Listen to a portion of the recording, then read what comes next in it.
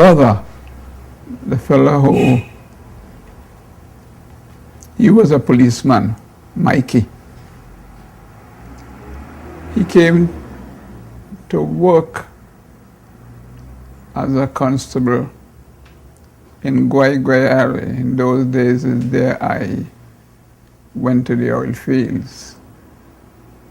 And we got friendly, and he started telling me about his entire family.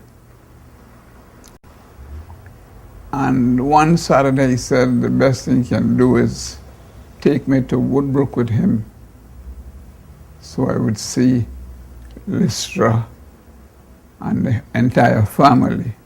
And the family ties, the blood ties were very strong, and it is from that said that Lystra and the rest came.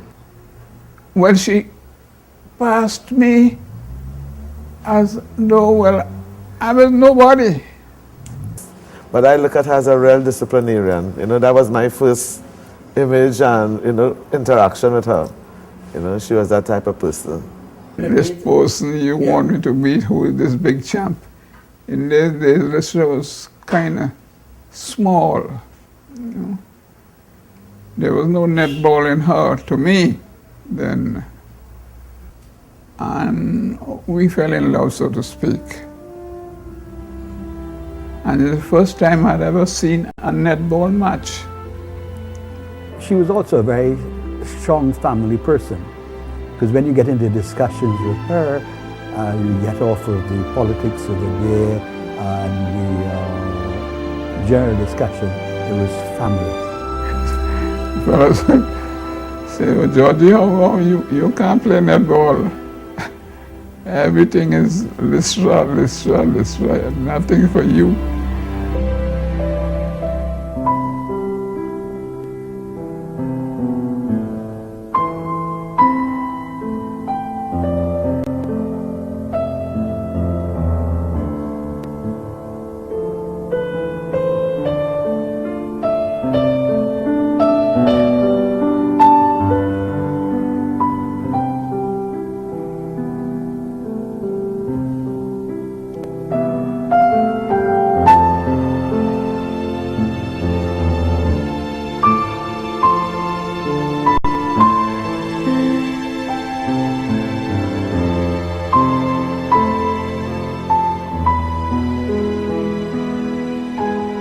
Lystra was in charge of Port of Spain Netball League. And so she was in charge of netball on the whole in Trinidad and Tobago. And as far as the West Indies too concerned, you know, so that is my first introduction to Lystra. Playing with Marvelize, Port of Spain League, and the more or less, what should I say, being a person who loved netball so much, I was always on the court. So I wanted players who would look to assist. So that is how my relationship came with Lystra. She was a really unique person, you know, to the sport, because she has brought netball to where it is from secondary schools. She would always make sure, from primary school level, she would also always make sure that the players get involved. And then after it had the junior team, junior secondary school netball that she was responsible for, which I knew of, then she was really instrumental in bringing netball to where it is in Trinidad. Because Lystra believes that once you make a national team, you are no longer you. You now belong to the country. You are a diplomat. You must behave in a particular manner. She really developed the game throughout the world, not only the Caribbean region. She influenced the game. She in fact developed the first set of rules for the sport of netball through her association as regional director of the International Federation of Netball Associations. And you know, she had a number of titles. I patterned most of my life, you know, along Lystra's lines. You know, the stern way when you coach is only when you're exposed to different teachings that you realize you have different, you know, modus operandi, you know. Lystra was really an icon, one that any sport player or official could have learned from. A disciplinarian, you know, I mean, when she grew up, you had to have a rigid discipline, and she ensured that anybody who passed through her had discipline. And this is how she was successful as a coach, as an umpire, and as an administrator.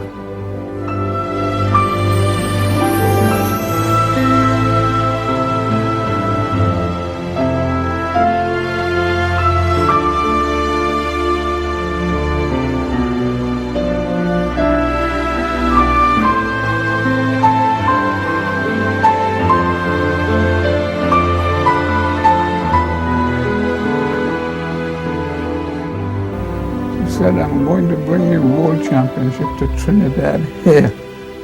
I said, let's, as called let's, not Lystra, let's. I said, let's going a little too far.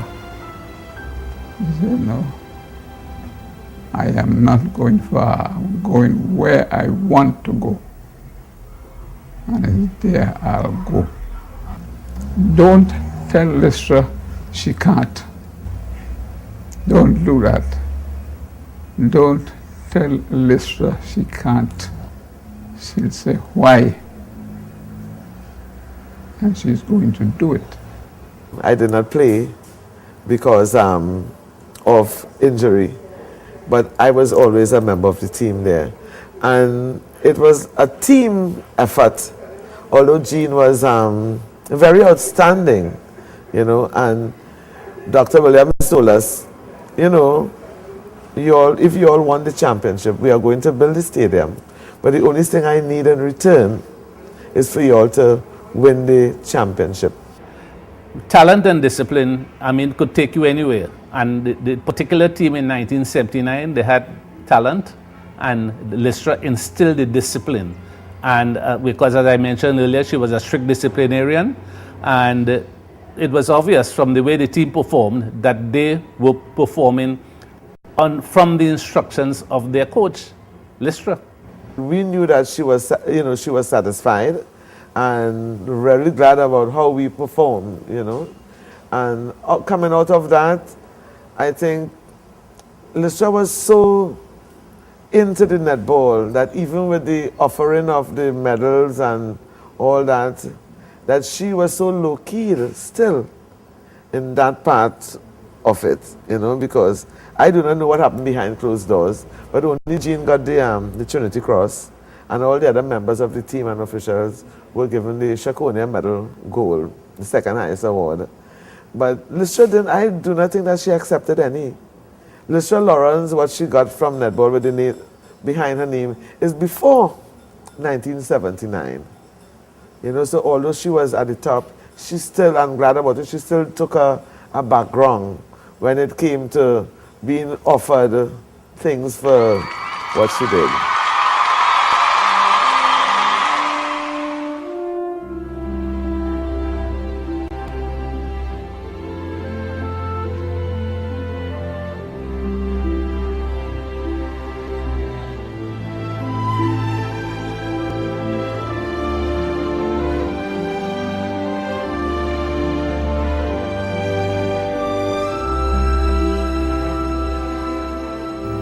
What she brought to the foundation was that the population looked at the foundation not as an organization belonging to Whitco, but an organization belonging to the people of Trinidad and Tobago.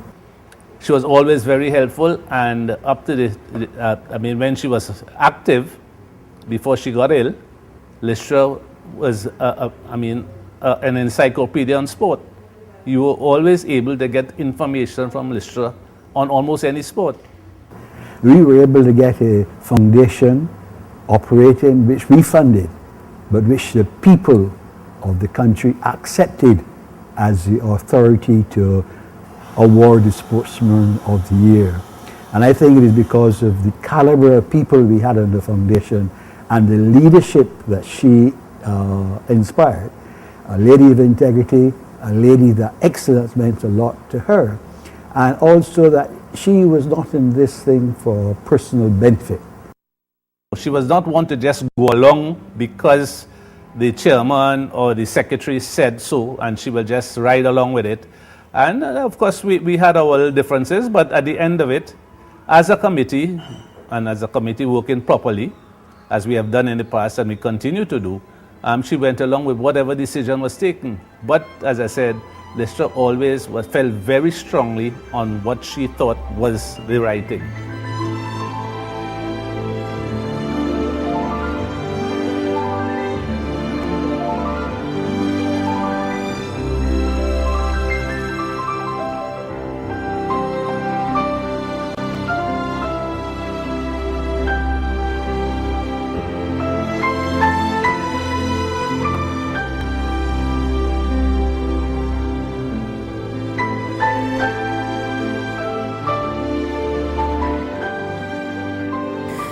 She has left a legacy in terms of the sport of netball. It's something that can never be repeated because she was really instrumental in terms of the development of the game throughout the world. Because if you hear the current president of the International Federation of Netball Associations, Molly Rohn, talk about her, you'll recognize how well respected she was internationally. Lystra ideas have always been heard by people who are in tops in the sporting world. She even helped, I think, in other sports in Trinidad. I cannot remember, or maybe football and other areas where she contributed. I think she would have set a standard for women to follow, for women who would be coming up, women who probably would be looking at her as a strong woman, who was able to achieve so much coming from a small country, you know, who was able to speak at the same level to the English community, Great Britain, you know, all the big netball countries, you know, Australia, and all those other bigger countries that were involved in netball at the time. And that must have given some inspiration to some young female that, you know, I could be like Lystra Lewis, you know, I could be a leader. Lystra legacy is going to live on in Trinidad and Tobago once we put things in place and we do what we have to do and we learn to appreciate what God has given to us. And Lystra has been a God-given talent to us.